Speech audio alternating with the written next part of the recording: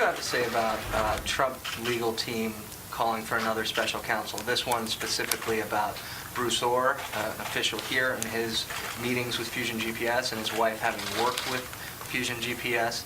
And would you consider such a special counsel? We're going to take seriously the concerns that have been expressed. I just would say to you, Deputy Rosenstein is testifying before the Congress again just yesterday, and we want to be open with them. That was the Attorney General, Jeff Sessions, earlier today, telling reporters that he will take seriously the calls for a second special counsel to investigate the connection between the DOJ and Fusion GPS. Joining us now, he is the head of the American Center for Law and Justice and the President's Counsel. Jay Sekulow is with us. All right, I don't only want one for this. I want one, on the dossier, Fusion GPS. He's meeting with them, Bruce Ohr. His wife works for them, doing anti-Trump research in the lead up to the campaign. What about the fix being in with James Comey and Peter Strzok? Peter Strzok and Lisa Page, both anti-Trump, pro-Hillary. That would reopen the entire email investigation because they exonerated before they investigated. And then I'm not even talking about Uranium One and surveillance and unmasking, Jay. You know, how about all of this needs to be investigated? Well, the last you mentioned is something, I mean, they're all serious, but the last one you mentioned, I mean, the idea that it may well be that this dossier put together by Fusion GPS and Christopher Steele and now Bruce Ohr's wife, whom Bruce Ohr, of course, was fourth-ranking official at the Department of Justice, may serve as the basis upon which a FISA warrant was issued. Remember, that first time they went for that FISA warrant, it was turned down. Then they get it later. Was it based on this? And if it was based on this, I mean, you're talking about the fruit of the poisonous tree. I mean, this whole idea that this would somehow, you know, it could even exist within our system of justice, frankly, is astonishing. But Sean, you look at these interconnections, and this is really serious to the operation of justice. That's what's at stake here, the Constitution. It's possible that Hillary Clinton's campaign, and she's controlling the DNC, according to Donna Brazile, that her bought and paid for Russian propaganda dossier with all the salacious details, that could have been used to issue a FISA warrant against candidate Trump, President-elect Trump, and his entire team. Now, legally speaking, if that happened, wouldn't that render any information that they received out of that under false pretenses? Yeah, I mean, any illegal pretenses?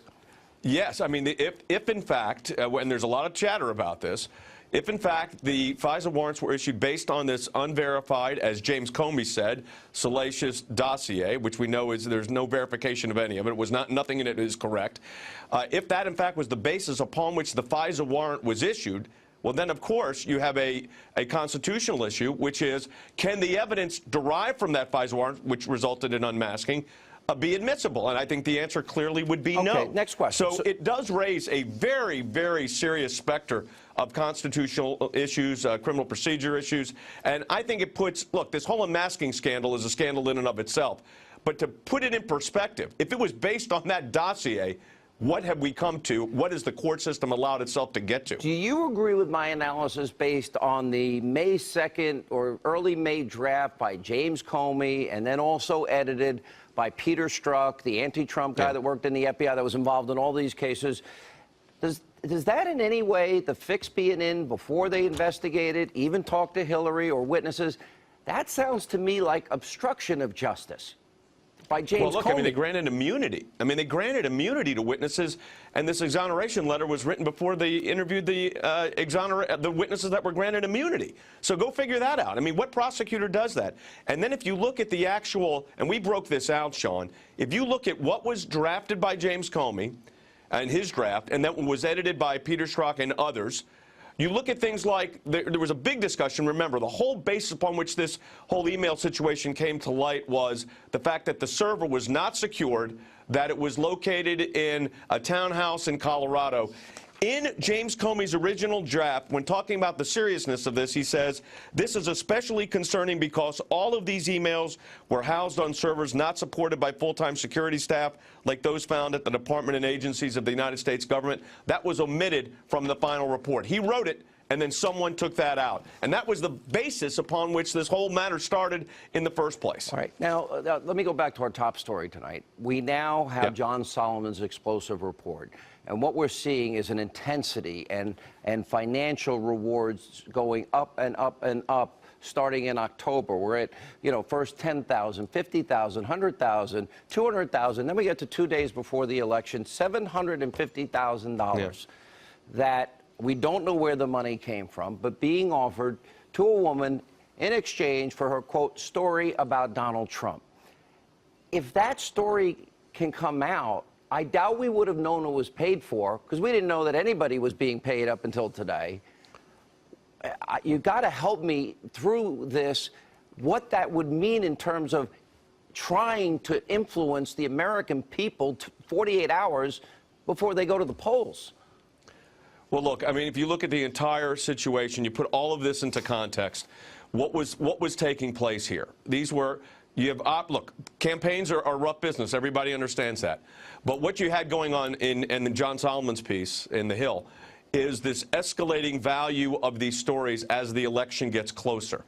And then the de-escalation of that value when the election is over. And if you look at some of the train of emails that's cited in there, you see how this goes. And it was interesting, the person that was offered the $750,000, as John reported, didn't take the money and did not participate at all in this. Yeah, but you think about it, we have phony Russian lies, salacious lies. They're paid for by Hillary Clinton. Russian connection, collusion, if you will. Now you have 2 days before the election, a massive sum of money for somebody to make an accusation that can't possibly be vetted in that period of time. Well, because what you have is, Sean, and this is, look at the whole process. You talk about the need for a special counsel. Look at all of this that's going on. And then you go back to the Department of Justice itself and the FBI. And like you, I have tremendous respect for the agents that put their lives on the line for us every single day, defending this country, defending our liberty, defending our freedom.